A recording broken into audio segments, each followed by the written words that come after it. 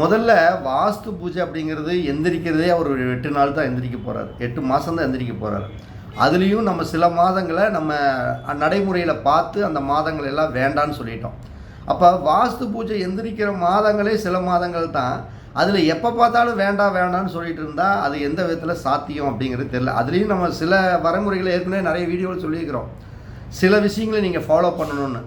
அப்போ இந்த வைகாசி மாதம் வரக்கூடிய இந்த ஜூன் 6ஆம் தேதி, ஜூன் 3ஆம் தேதி நிறைய பேர் வாஸ்து பூஜை பண்ணக்கூடாது. ஏன் காரணம் கேட்டால் வெள்ளி மறையுதாம்மா. அடுத்தது என்னமோ சுக்கிரன் அஸ்தமனம் ஆகுது. இது மாதிரி நிறைய காரணங்கள் சொல்கிறாங்க. உண்மையாலுமே சுக்கிரன் அஸ்தமனம் ஆகிறாரு தான், அதில் எந்த ஒரு மாற்றம் இல்லை.